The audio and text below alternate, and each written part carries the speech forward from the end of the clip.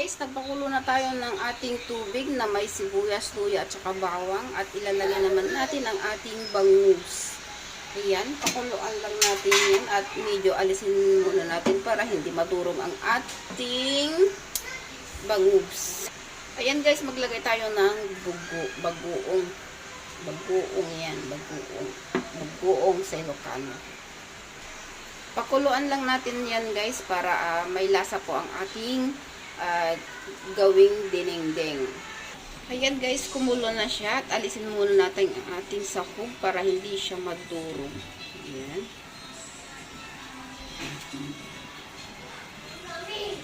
At ilalagay naman natin ngayon ang ating puso ng saging.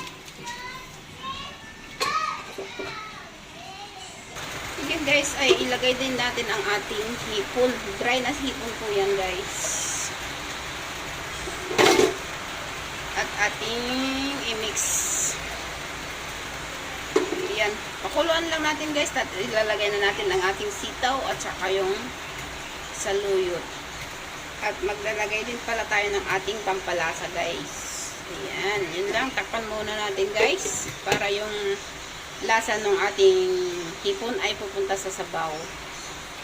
Ayan guys. Buksan na natin ang ating dinengdeng. At ilalagay naman natin ang ating sitaw. Ayan. Ang sitaw. At isabay na rin natin ang ating saluyot. Ayan. Ang ating saluyot. Dami kong linagay na saluyot guys. Kasi maganda to sa ating katawan guys. Alam nyo ba kung medyo ano po yung tiyan nyo, yung ulcer, may ulcer po kayo, ito ang magandang kainin. Lutuin lang maigi guys yung saluyot. Ayan. Ito na siya guys. At takpan muna natin ito para maluto ang ating saluyot. Ayan. Takpan muna natin guys.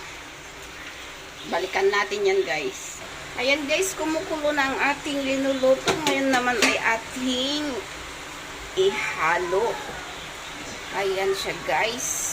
Ang sarap-sarap na ng ating ulam na dinengdeng.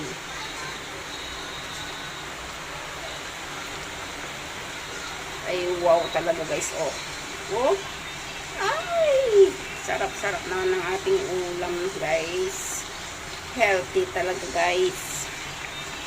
Ayan, luto ng ating ulam. Luto na siya guys. Tikman na natin guys kung okay na ang ating sabaw. Yummy yummy na guys. Ayan na guys ang ating dinengdeng. Sarap na guys ang ating dinengdeng. Ayan. Oh wow. Thank you for watching guys. Bye bye.